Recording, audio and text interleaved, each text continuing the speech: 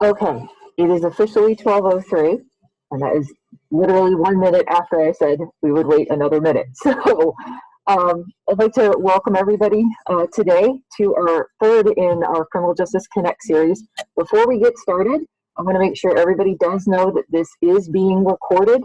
What we're going to do afterwards is have this placed on a private YouTube channel, so when it's rendered to YouTube, we'll make sure everyone gets the link.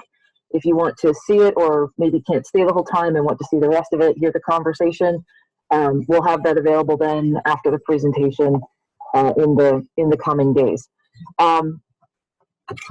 So I'm just going to start off with introducing myself. I'm Catherine Kilgore. I'm the Criminal Justice Advisory Board Administrator for Dauphin County. And this is, like I said, our third Criminal Justice Connect series on trauma and criminal justice intersection. It's part two of that conversation.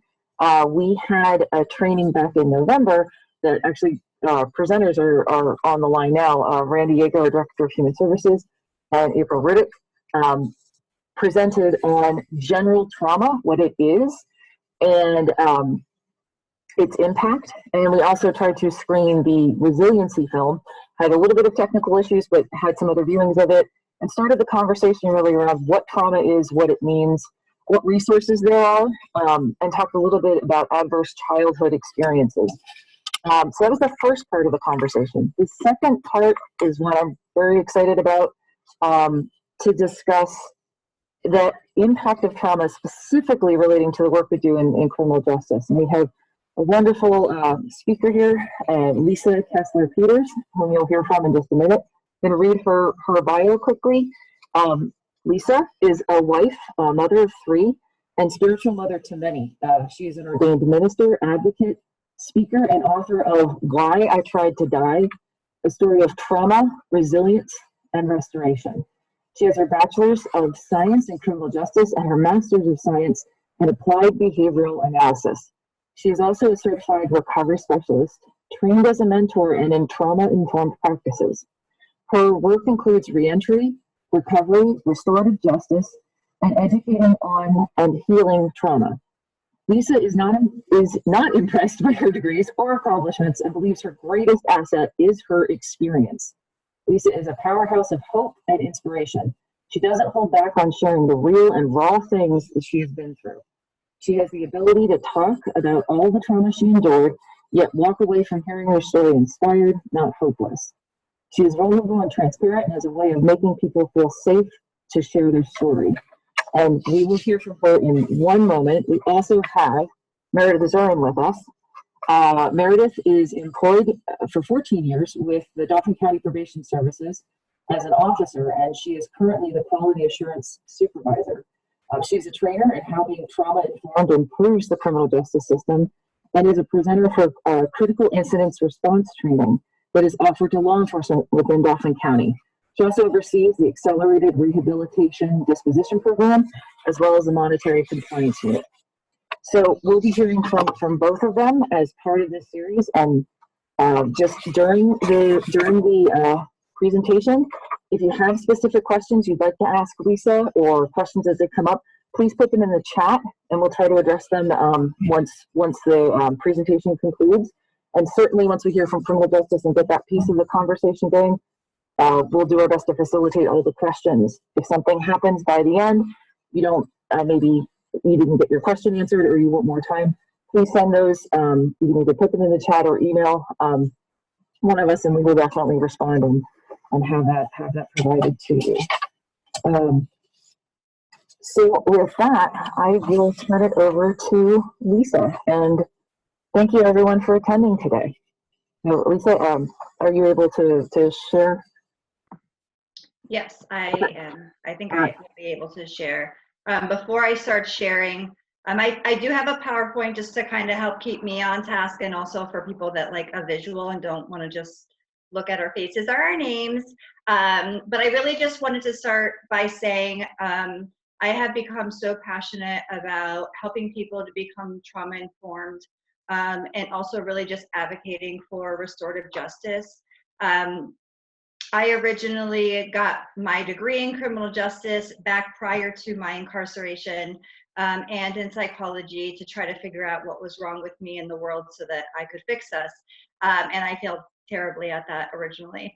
And I also was really tough. I had a mentality of really like tough on crime, that I thought people, and you'll see why when I share my childhood. I was really, I believe people that were in prison deserved to be there. I believe that people that were addicts chose to be addicts, and that people that were homeless made those choices. So based off of my childhood, I had become very hard to these things.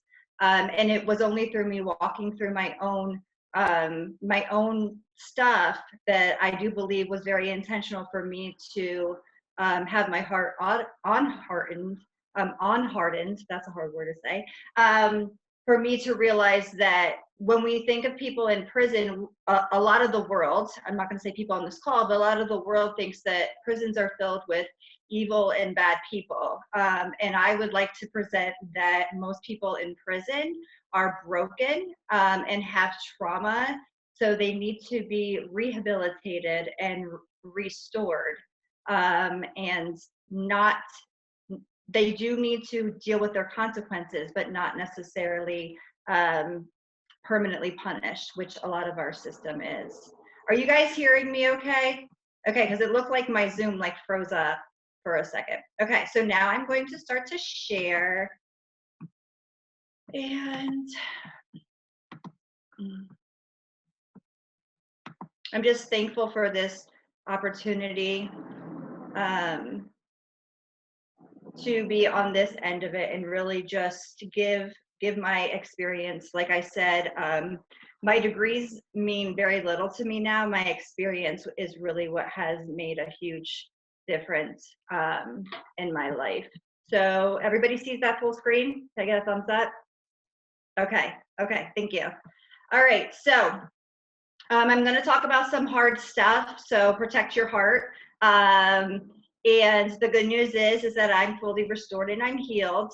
But this is really just to give an example of what a lot of the people that end up in prison go through. And this is my story, but a lot of the things aren't unique to a lot of the people that end up in addiction or incarcerated or both. So before I even can remember, I was in foster care. My first memories start around 6 years old, and my mom started leaving us to go get drunk, and for men. And a lot of the trauma started really at that point. As a child, that abandonment, it caused a lot of rejection, and I really felt like if I would have been good enough of a child, that she would have stayed and been a mother. But my not knowing at that age that my mother was a teenage mother, that she had her own trauma that was never dealt with, and she struggled with addiction and mental health diagnoses. I will also say that I do believe that most addiction and mental health, most, not all, stem from trauma. So trauma really is the base for almost everything that's not good. So at 6, I went to go live with my father. Never had met my father prior to that. So it was very exciting, but also very scary for a child. My mom used to tell me that my dad was the devil. So I used to actually think that my dad was red and had horns. And he doesn't. He looks like a regular guy. So my dad actually was in addiction as well. He was in even a higher level of addiction, where my mother was more of a binge drinker. She didn't drink every day, but when she drank, she would drink until she passed out or something bad happened. My dad was a daily drinker. And one of the hardest things is that my dad was in the criminal lifestyle. And adults sometimes are very naive that children see and hear everything that's going on around them. So even if we're on the phone or just around our friends and kids are in the next room or playing in the yard and the adults are in the yard, I would go as far as to say that some of the most severe trauma that I've experienced actually hasn't been physical, even though I've endured a lot of physical trauma and even sexual trauma, but the things that I heard, the innocence of my ears and things that I seen with my eyes actually has been some of the most traumatic. So my dad my dad was an atheist. So he taught me some really hard truths that were not true. They actually were lies. But as a child, we listened to what our parents say, even if it doesn't make sense. And my dad would tell me that there is no God, there is no Satan, there is no heaven, no hell. You do whatever you have to do to survive at the cost of anybody. And when you die, you go into the grounds and you just turn back into dust. And my dad used to also tell us that we were anti-religious, we were anti-government, and we were anti-law enforcement. So I was raised in this culture of we were the good guys and everybody else was the bad guys. So there was no hope in that. And then obviously experiencing and seeing a lot of the things that I did. By 9 years old, I was trying to commit suicide. And I actually tried to commit suicide 2 times right in a row.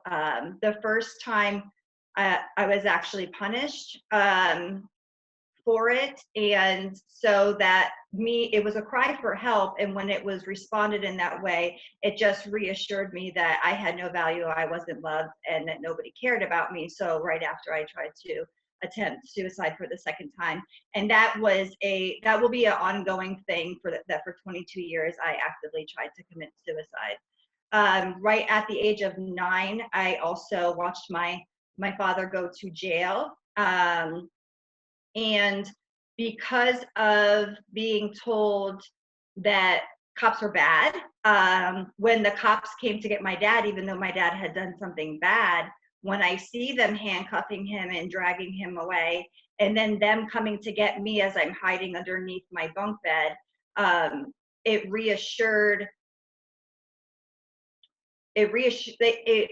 validated that lie that cops were bad, because all I see is that these cops come in and then they separate me from my family.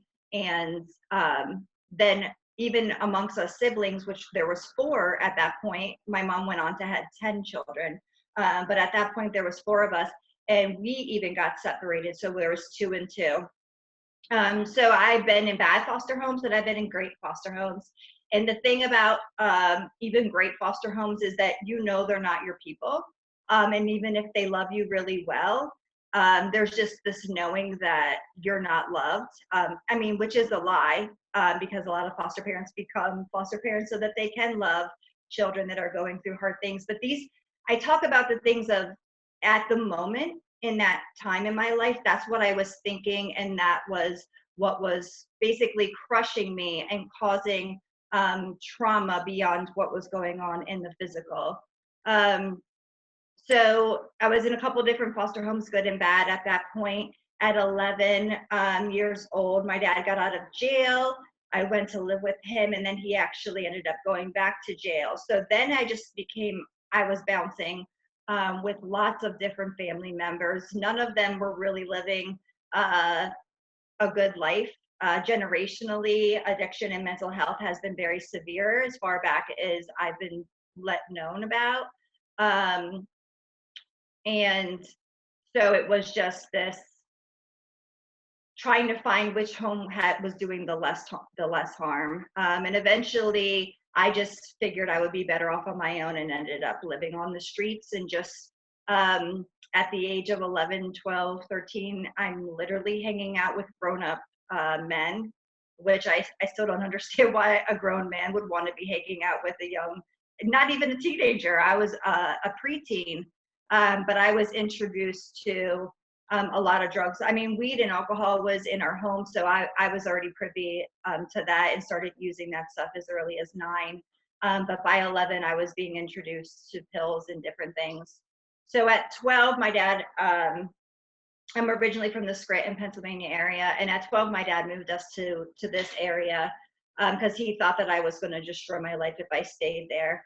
But my dad was so far in addiction and so far in his own dysfunction that he actually ended up introducing me to crack cocaine. And at that point, I started enduring a lot of physical and then sexual trauma. So I started having a lot of, I already had the suicide ideation, but I actually developed self-harm at that point of just really destructive behaviors, and ended up a teacher called my bluff when I had an ace bandage wrapped around my entire arm because I had cut my entire arm up, and called crisis intervention. They came out and I was hospitalized for the first time. Now at this point, I probably had attempted suicide about 12, I would say estimate about 12 times, but that was the first time that I had received medical treatment. One of the biggest things is that things are kept hidden in families of dysfunction. Nobody talks about it. So it just really adds to that level that you must be the crazy one because nobody else is talking about all these horrible things that are going on. So it just adds to that feeling isolated and alone, even within a family unit where you're not physically alone. I bounced back so quickly and while I was hospitalized. And when they told me I could be released, I was like, absolutely not. Like I had a full panic attack. And at first I just told them enough so that I wouldn't have to go home. So I went to a foster home, which wound up being where I lived until I aged out at 18 and moved out on my own. But quickly after that, my two younger sisters went to go live with my dad, and I had never disclosed about the abuse, especially the sexual abuse, to anybody. And as soon as I found out that they had gone to live there, I knew that I couldn't undo what was done to me, but I could prevent it from happening to them. So at that point, I told my foster mom, and then detectives came out and went through a whole year process of going to trial against my own father, which has literally been the hardest thing ever had to do. In my victim statement, I didn't want my dad to go to jail. I just wanted him to get help, and I didn't want him to hurt anybody ever again. So that had really, as people are aware, I'm sure on this call that are involved in the criminal justice system, victims really go through a difficult time. I was asked the same questions 5,000 times, 5,000 ways to try to make it seem like, to try to see if I was lying about it. And you know, you already are isolated. I was disowned by my entire family, who made up this entire scenario of why I made up these lies, because, you know, and I understand they couldn't accept that my dad had done those things. I couldn't accept that my father had done those things, but it didn't make it less real that it had happened. So that really reiterated also the brokenness of some of the criminal justice system. But then it also made me really angry and hurtful about what my family had done to me. So it caused the trust issues and the bitterness. And when I wanted to go for criminal justice, originally I wanted to work for the FBI, and I wanted them to pick me, and I was gonna, you know, be an undercover detective and bust people that committed these heinous crimes. And thank goodness I didn't, because I probably would have done something really stupid, like out of my trauma and out of my pain, if I would have been put into that position. So at 15, I really developed, you know, being promiscuous and doing other things. I also was date raped twice beyond being sexually abused by my dad and one of his friends' family members. As I became a teenager and young adult, as I was putting myself in risky situations, I ended up being date raped twice. So then here comes some good stuff, so you guys can take a deep breath. I know it's a lot. School was my outlet, and I was so excited about that nobody could take my school away from me. Nobody could tell me how good or bad I could do. So I attended college, started at Hack. I paid for it on my own. I was told I was going to get a full ride because of being a foster child, but that didn't happen. I got the same Pell Grants as everybody else. So I accrued $70,000, just like most people that go for their master's degree. but I got my bachelor's in criminal justice and my master's in applied behavioral analysis. And like I said, you know, my whole goal was to be able to fix myself and fix everybody else, because therapy never worked for me. Because I always was like, if this person's not going to tell me anything about themselves, why do they think I'm going to tell them about the worst things that ever happened to me?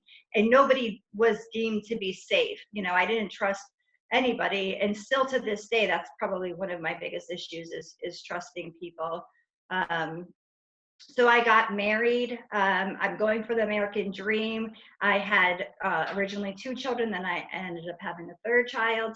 I bought a home. I started my own business in childcare so that I could protect other people's children and also be with my own children at the same time. I became a foster parent to be able to give back and help protect other children.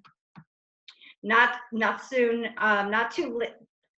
far into that, I realized that my husband had a drinking problem, and I tried to give him many chances to get help for the abusiveness and manipulation and controlling and a lot of stuff. There was physical abuse, but the mental and financial abuse and control was way more than the physical. And because of my past trauma, there was just, I wanted so much to keep the family unit together because I came from a broken home, but realized after my children started witnessing stuff that it wasn't going to be better for them to be growing up in that toxic environment. And it really was destroying my mental health. And I thought once I had children, I would never experience suicide ideation again. And I actually ended up twice ending up in psych hospitals for mental break and for a suicide attempt. So when I left my husband, he wanted the house, he wanted everything, and I had to choose, and I just didn't have the strength to fight. So I gave him everything, and I just took the kids and left. Within 2 months of us being divorced, like our divorce being finalized, I was working in the field as a mobile therapist, and I fell and cracked the back of my head because the floor was wet. And I was working individually, one-on-one with a child. And I put off getting help, and I ended up getting what is considered post-concussion syndrome. So because of the past trauma, and then the physical head trauma, which they told me when they did the CAT scan that there had been previous head trauma, probably from abuse in my childhood that I was aware of, they were.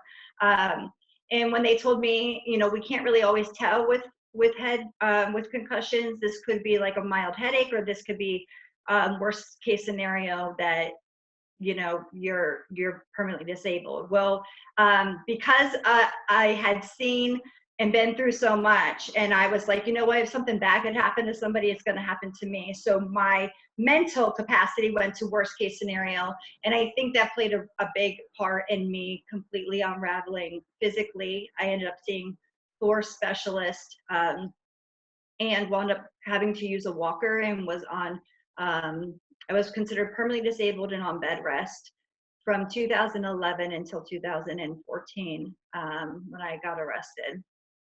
So once I already felt like I failed in my marriage, and then when I got the head injury and couldn't even provide for my children, I felt like a complete failure, and I really just didn't care anymore.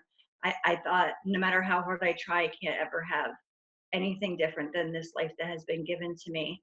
And so I became addicted to the medications that were prescribed to me. And then I also started using street drugs. I got evicted from our first home. I was waiting for disability, SSDI, to kick in. My work that I worked for, that I will not mention, found a loophole to give me workman's comp. So I ended up going from a 2 income house to 0, and went 18 months without any income whatsoever, other than what welfare was able to give me. So I eventually ended up committing crimes. It was very difficult for me to sell drugs or rob people, because one, I love people, and 2, selling drugs is a way big pain in the butt as far as I'm concerned. And so I figured, what is it, something that only hurts me, because I had no value, I had no worth for myself. So I started prostituting, and that inevitably is what I went to prison for. I also became a fall guy for somebody else, which is really irrelevant to this conversation. But I lost everything. So I never thought in a million years that I would be in prison. So here is my criminal justice involvement. So people that go to prison, especially me, I'm already diagnosed PTSD and bipolar and general anxiety disorder and all these. I had like 12 things I probably have on my medical records of what I was diagnosed with. But then the whole process of like, I always considered myself to be a good guy, and now all of a sudden I'm the one in prison. And while I was there, I was on suicide watch, and I was actively trying to commit suicide. I always have to give glory to God that He actually came in that prison cell with me and set me free. There was no humans there, and that's the only reason why I'm healed to the level that I am, that I can even share this story. But some of the really difficult things of my interaction with the criminal justice system was nothing like what I was taught in school. I will say, appalled by the treatment inside our correction institutes. People already feel like they're worthless. People already feel like they made errors beyond repair at some point. And it might come off as cockiness and rudeness and aggressiveness. But people that end up in prison are broken. And the way that not by all, but by most, the way that I was talked to and treated, it is something that I could never imagine would actually have happened to me. And even after being found out that by correctional officers that I didn't have any money on my books and nobody came to visit me, and I had no money on my phone, I started getting asked for sexual favors and threatened even with isolation in the hole for not complying. And I didn't give in to that, because I thought, how worse could this situation get? I got to stand up for myself at some point. And I just share that because when people would tell me about how prison was before I went there, I'm like, they have to be exaggerating. Like, things can't really be like that in there. And indeed they are. I mean, some of the conditions and the things that people endure during incarceration is just appalling. So I just have to say that. So I had a court-appointed attorney who, the only reason I didn't have a public defender is because I had been a victim in the trial before, and there was a conflict of interest. She basically scared me into taking a plea after I had been in there for 6 months, and told me she didn't know what they had in my discovery packet, and I didn't know my rights, and I didn't have anybody fighting for me on the outside, but was told if I didn't take the plea and I took it to trial, I would wait another year and a half for the trial. And if she couldn't get me off, that I would do 7 to 14 years or 5 to 10 years. And all I seen is like my children being grown-ups by the time that I got out of prison. And so I did take the plea. So one of the things that I'm a huge advocate now is for mentorship and restorative practices during incarceration and also in reentry, because those are things that I had a spiritual mentor while in prison, that she was just running a group and she offered to be my mentor. But I had no resources on the outside, and obviously I lost everything, even the little bit that I did have. So I did 6 months inside before I took the plea, and then I did 1 year on house arrest, 5 years on probation, and then other court-ordered requirements, $5,000 in restitution, or fines and costs, I guess they're called, and just mandated treatment that always interfered with my work schedule, so it was hard to even get a 9-to-5 job because it always had to be done during the day. And then when I got released, I had no home, I didn't have my children, I had money, I didn't have the mentorship, and I was told you have to go do all of these things. So again, only through humility and the grace of God was I able to do some major shifts in myself. I had to determine upon my release whether or not I was truly going to be different, because I worked a recovery block when I was in there, but life shows up when you get out. My first interaction with a person when I got out, because I didn't have a cell phone or money, I walked over to somebody to use their cell phone, and they could tell based off of my appearance and that I had a big clear bag filled with stuff in it that I had just gotten released from prison. And they offered me money for a sexual favor. So I had to determine, even though I had no idea where I was going to live, if I truly was different, I had to make that choice. So the big changes that I had to do was change my mindsets. Even though I had gone through all those hard things, having a victim mindset and having a pity party and an entitlement mindset that the world was gonna, that the world owed me, wasn't helping me at all. So I had to unlearn those, learn my true identity, and learn my purpose. And then obviously, as we all know, I had to change the behaviors of people, places, and things, and learn to do things the right way and not the easy way, which is a very slow process. And now who I am today is I really like to educate and mentor those. I like to walk with people as soon as they get out of prison to really, when we tell people to do better, but don't show them what that is, we're setting them up to fail. Because if a person comes from where I came from and you tell them do better, but they don't have somebody walking with them, how do they know what better is physically supposed to look like? So that is what I have to share. Thank you so much. And I will pass it back to Catherine, I think. Yes, just thank you for being that open and sharing everything. And just, I don't know if anyone needs to take a beat and take a breath before we keep going. I just would, in all seriousness, I mean, it's, if anyone needs to take a breath, let me know. Because it's a lot to hear, a lot to digest, and certainly hearing you having gone through that and being able to talk about it, that's very powerful. But at this point, I would like to turn it over to Meredith Stern to give a little bit of perspective on where we are now in the criminal justice kind of system here locally, some of the things that we're doing. And definitely, please, for Lisa, put questions in the chat specifically about her experience or about questions once you hear from Meredith, and we'll go from there. I did put the link in there to her book. It looks like the HTTPS at the beginning of it got cut off, so I'm gonna copy and paste that into the chat one more time, because that is available for purchase on Amazon or Barnes and Noble or any of the other book vendors. So that's the full link of it if you're interested in her book. And with that, Meredith, I'd like to turn it over to you. And again, thank you, Lisa. And I'm looking forward to the conversation on the back end. So good afternoon, everybody. My name is Meredith Stern, and like Catherine said, I work for Dauphin County Probation Services.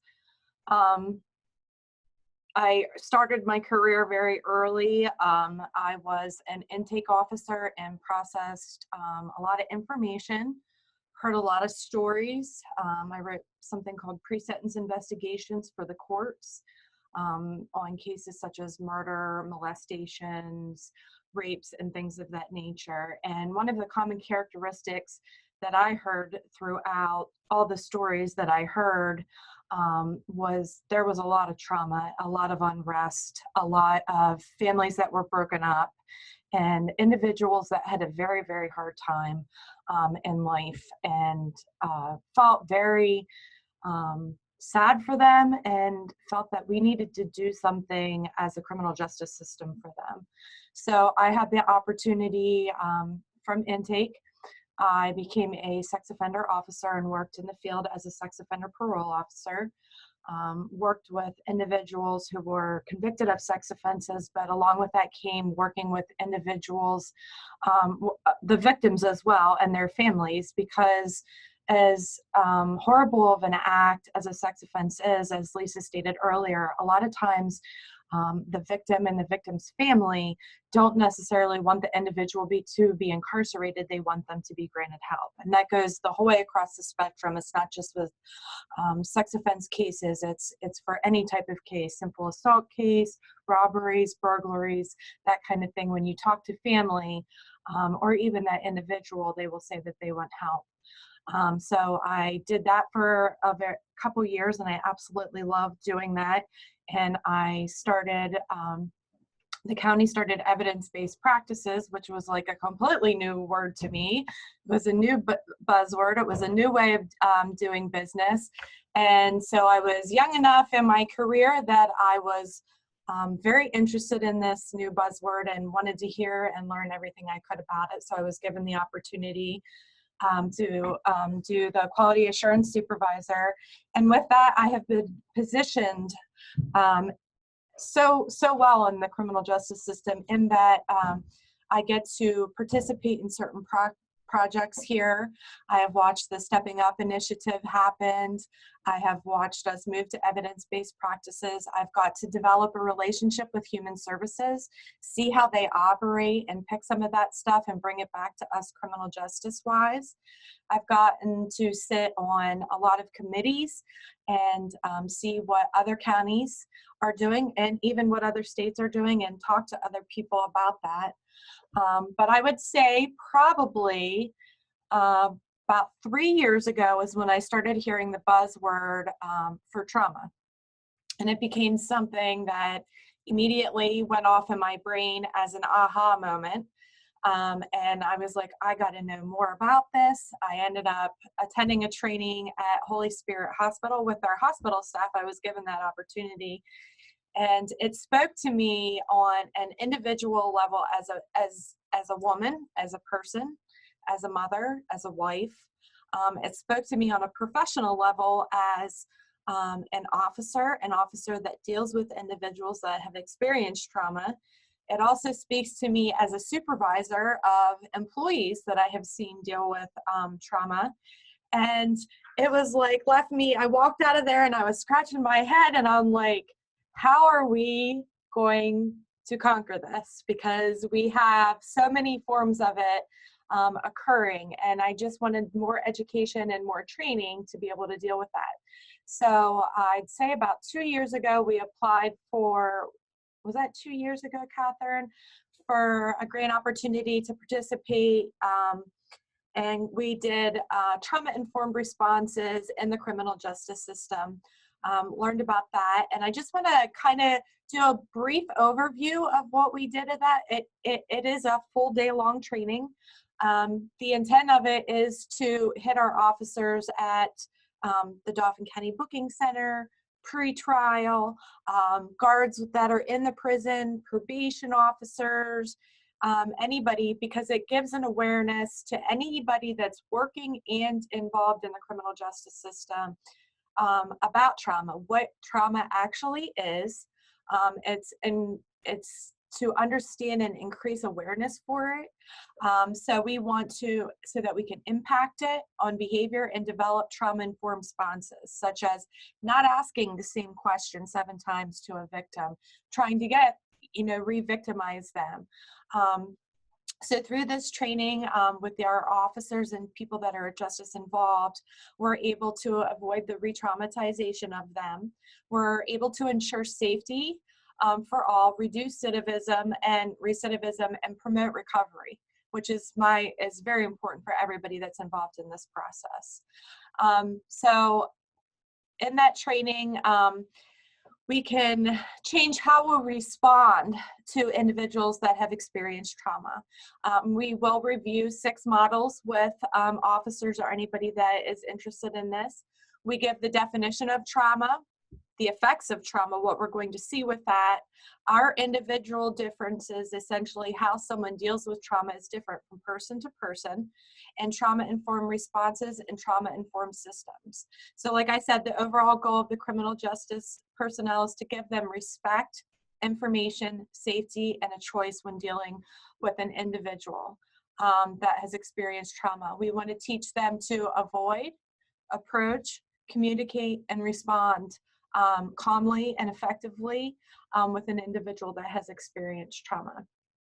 So those are some of the things. Unfortunately, we had a very wide net casted to take this training and roll it out. And we were set to do that here in Dauphin County last March.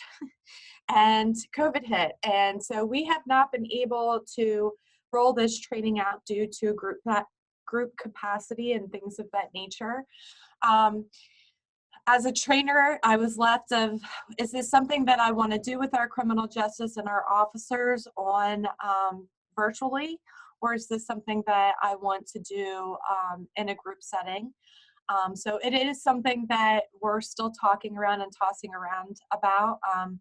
You know, that vaccine's right around the corner, so I'm very hopeful about that, so that we will be able to start training our officers here. So education to the officers and anybody, in my understanding of it, it provides power, awareness, and creates awareness within individuals. And I think that's something that we have not been in tune to in the criminal justice world, and that we need to be in tune to. Another thing that I get to participate in here at the county is the critical incident response training that came through with the Stepping Up initiative here in Dauphin County, and that happened back in 2016. So out of that came a study based on individuals involved in our system here in Dauphin County and how many of them have a mental illness and are receiving services for that illness, and how we can better connect and build our services so that we're working with human services and working in an informed approach all together. With that came training for our law enforcement officers on the front end to be able to identify different scenarios and things that they might see, and to also embed a CIT co-responder in their police agency, so that when police officers respond to a call, this individual is there and is able to offer and provide services for the family right there at that time. And sometimes we can even avoid arrest and incarceration. So this critical incident response training, it is a 5-day long training. And we cover a lot of topics in that training. We got to hear from a lot of different human service agencies. We get to hear from Dauphin County Case Management. We get to hear from case managers. We get to hear from people that were involved in the mental health system. We even get to go visit treatment facilities within the county. The officers do, and I can't tell you how much they enjoy that. They absolutely love that. Very eye-opening experience for them. And then I get to review with them de-escalation techniques and verbal de-escalation techniques, things that they can do that are outside of the box or the realm of possibilities that they have been taught in their training. And we get to do what we call real plays. So the end of the training is each officer, we have actors come in and they have real plays in that this could have been an incident that happened before. And we wait and see if that officer can respond to it and how they can work around that issue and not have somebody arrested and have an escalating situation, how we can de-escalate it and get the individual connected with services that they need here in the county. So it's something very near and dear to my heart. So I absolutely love the work that we are doing here in Dauphin County. That being said, we still have a lot of work to do. moving forward. I know there's a lot of things going on here, and I look forward to that. I look forward to being a part of that. I also look forward to seeing the difference that we can make in individuals' lives here within Dauphin County and the citizens here. So that's the end of what I have been seeing going on here at the county level as far as trauma. Yeah, thank you. Oh, it's just a high-level overview. A lot of trainings, a lot of work is really being done in this area. You mentioned the police co-responders, the crisis intervention team training, the CIT training. You mentioned the Stepping Up initiative, which looks at folks with a severe mental health diagnosis and better ways we can connect to services. And I'm just curious, not sure who to pitch this to first, because I think we might get two different perspectives, but that's the point. So when you, as a probation officer, supervise someone, what are some of the times or some of the instances where you might be made aware someone has a traumatic experience? And then kind of from Lisa's perspective, what are some of the things that officers or folks, when you were engaged in maybe supervision or just, in general in the process, how were some of the ways an officer approached you positive, more aware of that? Or what were some experiences maybe that could have been informed better? Like, what are some of the things that we learn to pick up on when we're aware of trauma after some training? Like, so I'm not sure who wants to answer first or if I'm phrasing that correctly, but. I'm gonna go ahead and let Lisa describe her experience after she was left out of incarceration. And then I'm going to follow up with some things that we can, as probation officers, we can do to take that traumatizing situation as far away from her as we possibly can while ensuring our safety. Yeah, so when you were describing about being like having officers trauma informed, I'm thinking, would they even have picked up that I was traumatized? Because obviously I'm not going to be giving more information than I have to, because these people didn't appear safe to me. And one of the craziest things is, even though I was in full-blown addiction, there was no awareness. Like, I obviously am not going to disclose to them, like, because my charges were not drug related, that I'm not going to like disclose, like, hey, also, I also have a drug problem and probably have drugs and paraphernalia in my house that you could also charge me with. But so just when you were saying that, I'm like, I wonder if that would have even been able to be picked up on. I guess if they were properly trained on being, on it, it could have been. But to answer the question about my interaction with probation, I had two different counties that I had to report to, because I lived in one county and committed my crime in a different county.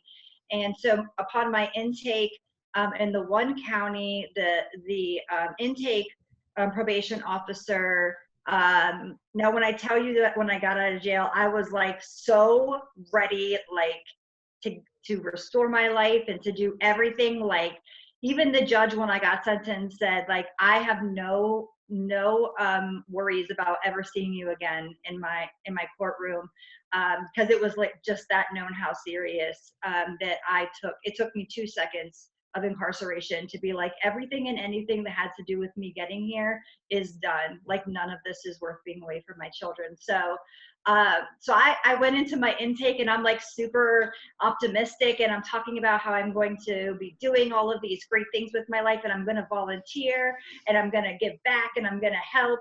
And she's like, no, you're not going to do any of those things. You're not allowed to do any of those things. You're going to get a job now, and I'm technically still permanently disabled at this point, per the doctors.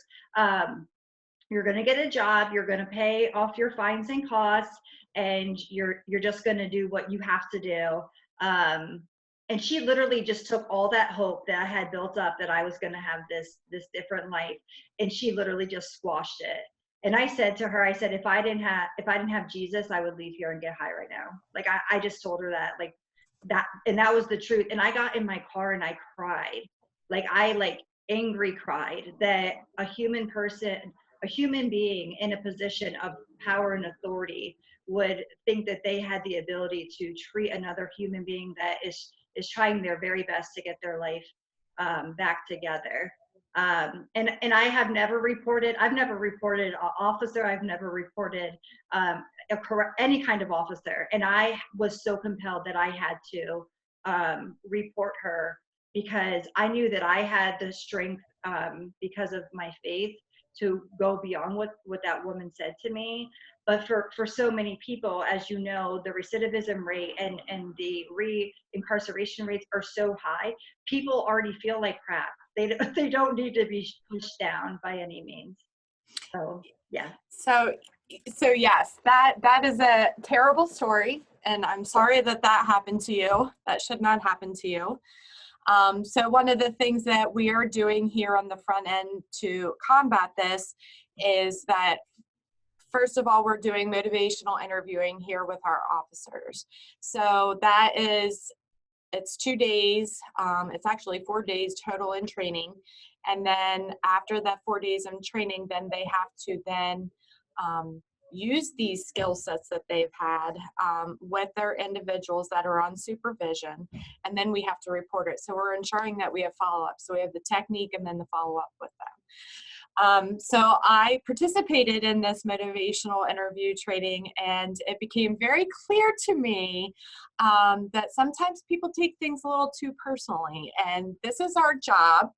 This is what we do.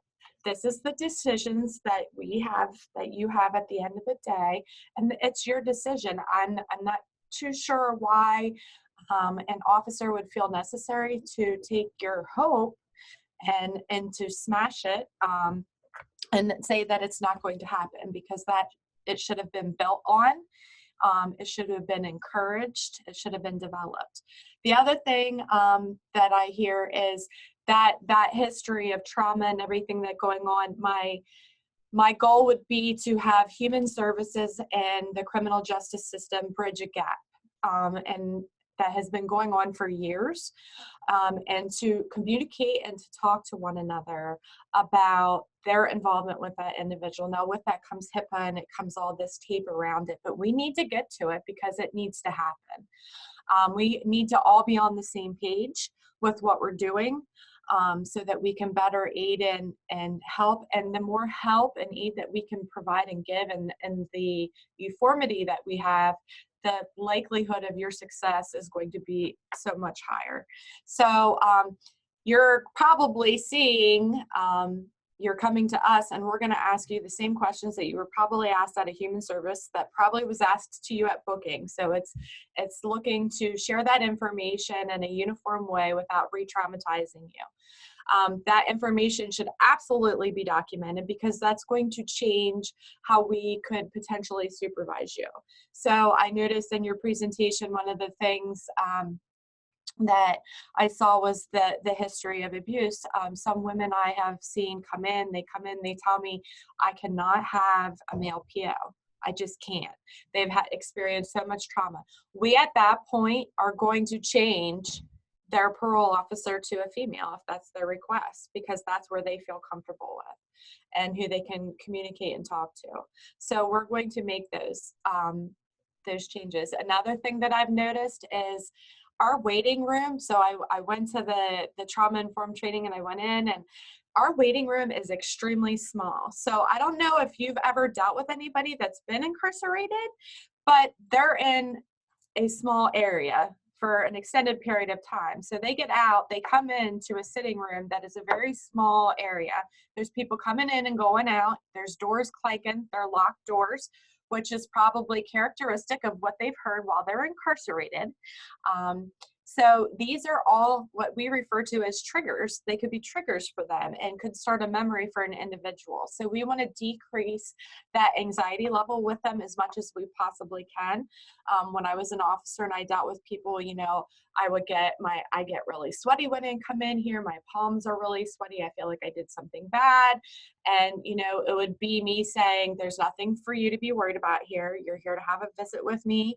We're going to go over some things and then you're going to leave here today. Okay. So I was setting the tone of that meeting right there and then, and letting them know that there's like nothing crazy going on here, and nobody's going to jail today.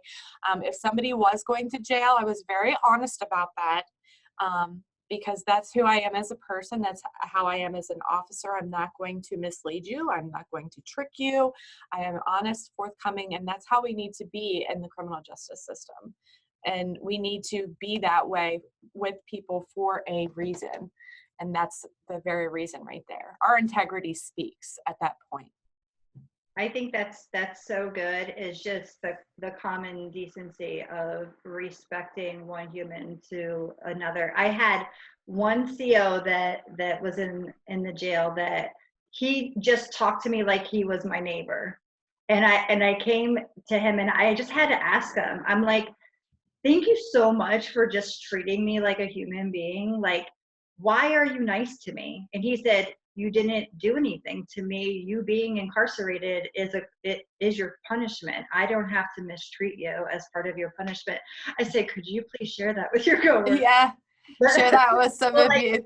Yeah, but that is so good. And talking to the PTSD part of it, people go into prison already with that, usually they diagnosed or not, but then even just the process of being incarcerated in itself is a traumatic event. Isolated, even a person never had trauma, it is a very, like, you are stuck in a cell and somebody tells you when you can come out, when you can eat, when you can do literally everything. You are grown up, but you no longer have any control over yourself. And it's very traumatic when you don't know how long you're going to be there, if your people on the outside are safe. There's so many different things that are going on. So when people get finally out and they have to meet with their probation officer, they have that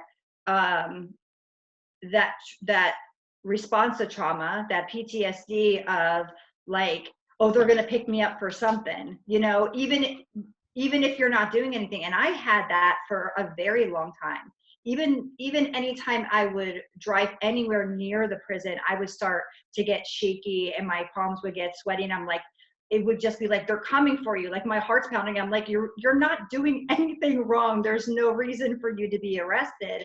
But my physiological body is still responding to that trauma. So for officers and POs to be aware of that, it might help them even in interacting with somebody, because they might come across like real tense or like, you know, almost like aggressive or hostile, but it's because they're trying to protect themselves. Not always. Sometimes people are doing the wrong thing. I'm not saying every time, but sometimes that intensity and that hostility might be coming from a place of fear that that something bad's going to happen to me no matter whether I do something wrong or not. Yeah, I think one of the other things, and I think in probation and parole, we had a very old module of doing things. So that characteristic that you spoke of, well, no, you're not doing this, you're getting a job, you're going to do this. That's old school probation and parole, because in our mindset, we were taught if you get them a job, that'll just fix everything. That'll make them pro-social, so to speak.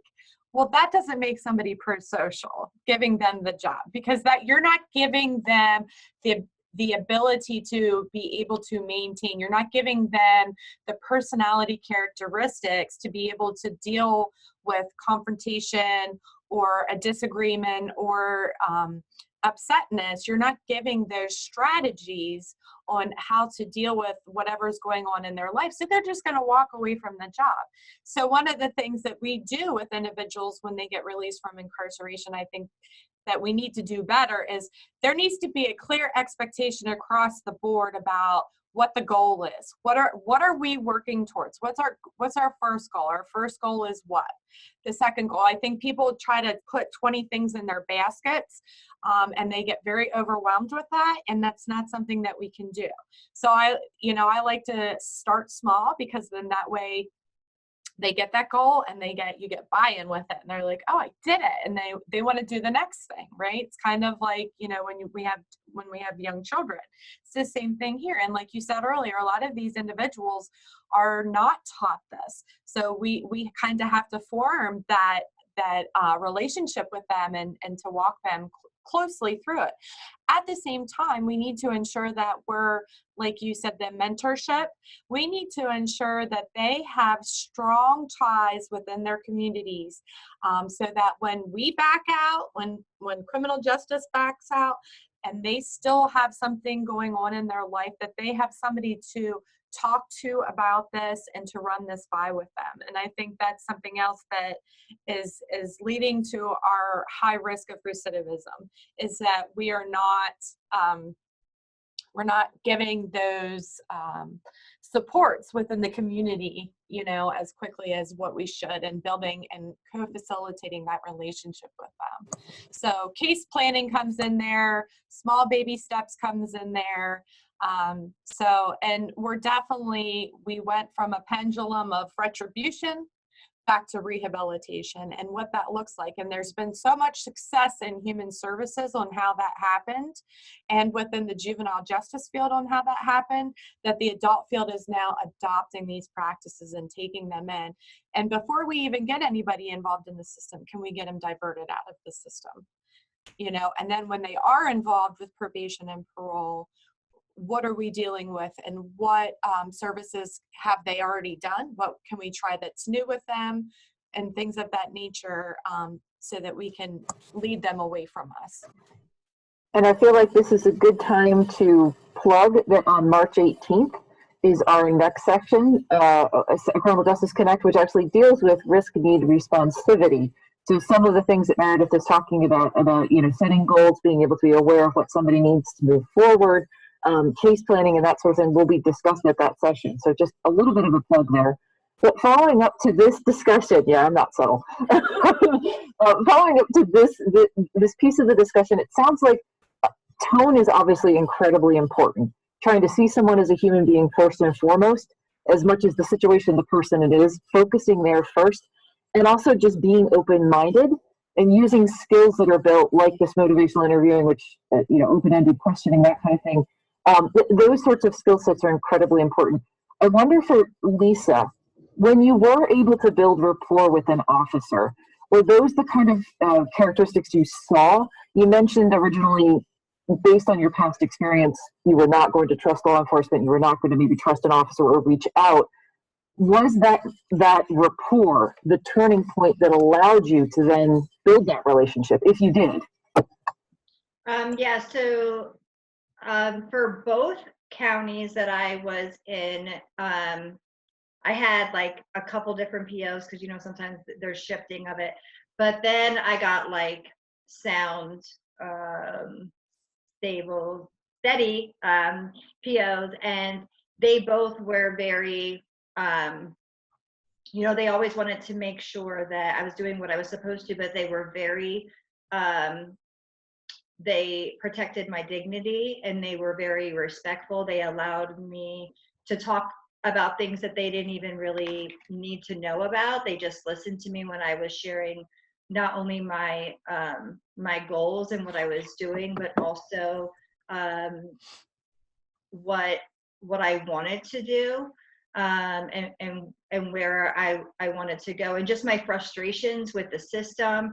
And I would even get some like, yeah, I agree, you're right about that. And some of those things, just being able to be seen as a human being, probably started to build that up. And then when I started working in reentry and started getting invited to the table, I remember the first time that I came to a CJAB meeting, when we were still able to get together in person. I came super early. I was so nervous, but so excited.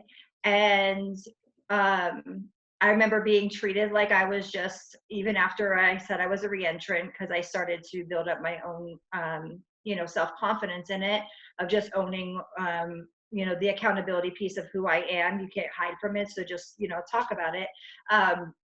But when I gave my feedback on something and it was received just like any other person that was giving information, I was like, wow, my experience is important to these people and they actually see me as a human being.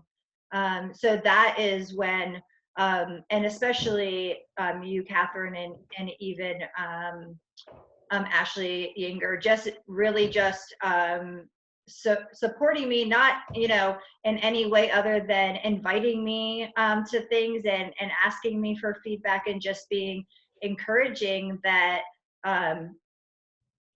that fear that the world was going to see me only as a felon and only as a bad person, because obviously my name was dragged through the mud, and the news always makes situations look way worse than they were. So I was portrayed to be this hideous monster. And I think that even my self-doubt of how I would have seen myself if I would have been told my story through the news, you know, by somebody or somebody else, that I'd be like, oh, that person is blah, blah, blah, fill in the blank. And then that really introduced me to, now I walk through my own journey and seeing that I used to be hard on crime. And then I walk through these things and realize not only me, but the people that were in there for the most heinous of crimes. When you got to hear somebody's story and actually understand how it is that they ended up in the situation that they did, changing that whole scenario to the trauma-informed approach from what is wrong with you to what has happened to you, it allows you to stop seeing good and bad guys. You just see human beings that have gone through things, and that really has changed everything for me. Yeah, I would say that I just, some of the stories that I hear, I don't know that I would have the strength to even still be alive, let alone come into a probation office and deal with a probation officer. Some of the stories are really grim, and it's very sad, and it just breaks my heart that somebody had to endure that and had to go through that. And if there's anything that we can do to change that, then I'm going to do that, because that's who I am as a person. It's who I morally and ethically am. So, you know, you're in the wrong business. You know, probation and parole is wanting to change people's lives. Thank you both. I want to turn it over, and also Lisa, thank you for saying that. I'm glad that hopefully that I can continue to make you feel that way. and that we did in general kind of set that, and that was your experience. I'm very, very glad to hear that. I'd like to turn it over to folks we have a pretty small group.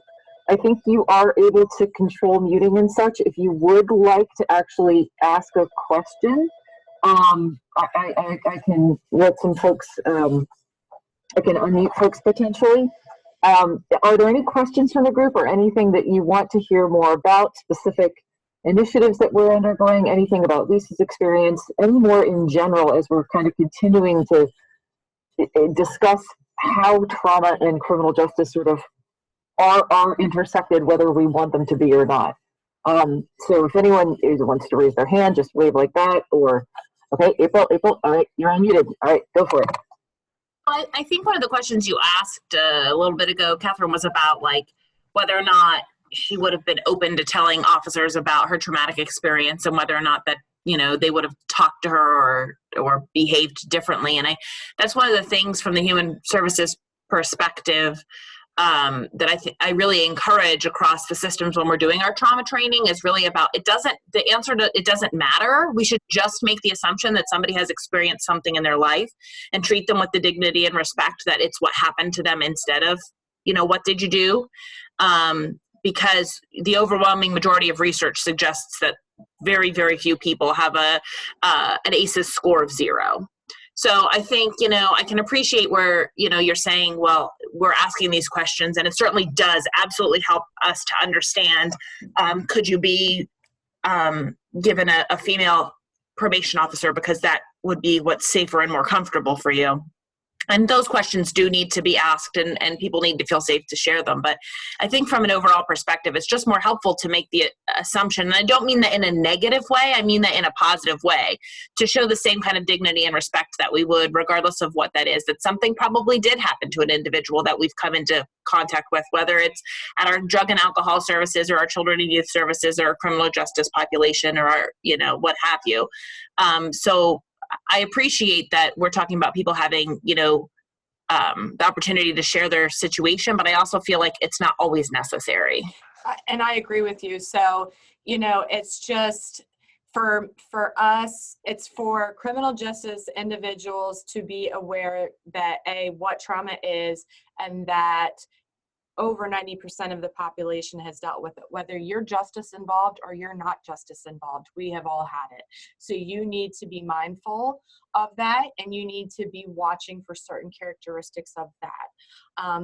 There are times where I have people that have completely come into my office. They're like, I will tell you this, but it's just, I feel comfortable telling you, and they'll give me everything. And then there's people that they just can't go there with me, and that's fine. They don't need to go there with me because I am not a licensed counselor.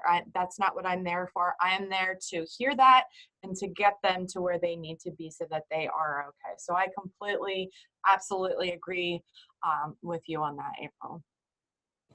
Yeah, and the numbers I think are just staggering in general. With and we touched on this I think at the last session a little bit more, like the rates of individuals in criminal justice with histories like Lisa's, unfortunately, and just the background of how many folks, somewhere upwards of like 90% have, I think, score of at least 3, if not 4, on the adverse child experiences instrument. And based on that, and based on the presentation, April, you can see the lifelong impact and that potential then for re-engagement with our system, and the desperate need there is to make those connections and good connections with the right level of service and the kinds of relationships to build and move somebody forward, hopefully in a, I'd say, pro-social way, but you know what I mean, in a way that makes that person healthier, if there can be, and better neighbor, better whatever role they're filling, mother, father, brother, sister, whatever that is, so we can keep moving that person forward. So we have about 15 minutes. Is there anyone else who wants to ask a question, either through the chat or make an observation as we're kind of winding down the conversation? So I'll just add something. I didn't say this during my presentation, but I scored a 10 on my ACEs, which is the highest score you can get. I'm very competitive, so I feel like I'm winning. No, I'm just kidding. It's very important to have humor in this line of work. But so I think that even though I had learned a tiny bit about ACEs back when I was in college, learning to what that score meant and what that entailed and what the side effects can be from that really helped me, one, to feel like, oh, I'm not just mentally challenged. Like, I really used to think that I was like a crazy person. Like, I used to really think that I was just this defected human being, is probably the best way that I could describe it. And when I realized, like, oh, this is actually like not just the medical issues that can happen, but the suicide and the issue with being able to keep employment and healthy relationships and all of those things, that it didn't justify my toxic behaviors, but it helps me to understand that this is a cause and effect type of thing, that like these things happen to me, and because of that trauma, this is why I believe that I'm a crazy person. So I was able to, one, not feel alone, not feel like I was just permanently broken. So it did indeed give me hope of that piece of resiliency that, through hard work and through unlearning and through dealing with really hard things, that I could get healed. And that's kind of where I found my voice, because I was silenced my entire life. And wouldn't dare talk about it, because why would I talk about it? Nobody cares about me, is how I believed it to be. And when I started talking about it and realizing I was helping other people that had trauma realize that they're not alone. But then in response to that, me helping other people, as we all know, when we do community service, it helps us as much as it helps the person, if not more. That like, wow, what I went through is not in vain. It actually has a purpose. And that's where I really have gotten really courageous and bold in being able to tell my story as many times and as often as possible, whether it's one-on-one or in a small group. And that was the purpose of me writing the book. Not so I could be, you know, cool and famous, because writing a book, you really don't make a lot of money or anything like that, especially when I give half of them away. But my goal was to impact that many more people. Like, I wish I could have read my own story when I was a preteen. And so it really was written with the aspect of being able to help those stuck in trauma, but also the professionals that are trying to understand what a person is going through. And I just had a review come through last night, and it really it made me like a puddle of like just joy and happiness, because it actually was somebody I don't have no idea who they are. And they just said about how them being able, that they were on the other side, that they were the family member that turned their back on their family and didn't help them when they were in crisis. And they felt offended basically because of their family members' actions and their choices. And through reading my story, they were able to have compassion and forgiveness. And I was just like, yes, like that is like even a bonus, like just a bonus to being able to just help the family restore. So that comes back to the restorative justice. Generationally, I'm a felon. My dad's a felon. His dad's a felon. His dad was probably a felon. And me coming to a place to say, I take accountability. I had bad stuff happen to me. And I made poor choices, and now I'm owning it. And not only am I owning it, but I'm talking about it and sharing it with other people to break it. My kids are now 11, 15, and 16. They all know my story. They all know our history of our family, and it stops with me. That we're not silent. We talk about our feelings. We talk about our emotions. We talk about all the things that are going on in the world, especially our brain health and mindfulness and all of those things that are so important. And the fact that my kids have ACE scores of 4. We talk about that. Like, there are going to be times if you're an adult, all of a sudden something's going to bother you and you're not going to know why. It could be because of this. You need to be aware of it and make sure that either myself or we get you assistance with working that. So I think breaking the silence and just having these conversations in itself is just healing, like not just families, but also our community. I think education is key too, because I know when I sat through the human service presentation on trauma, I was just like, I was just taken aback. I just couldn't believe the long-term physical effects that are left on people that experience it. But I also want to say this, I want to get our co-responders that go out with our police officers. They're doing amazing work. They are going to truly make a difference in our system here in Dauphin County and how we deal with stuff, and they do an amazing job. So, you know, they are making a huge impact, and that's the first time that somebody may see somebody that, you know, that they can get them linked with services, and it's so important, and they're setting that tone for that entire experience for them. And it's so different now compared to how it used to be.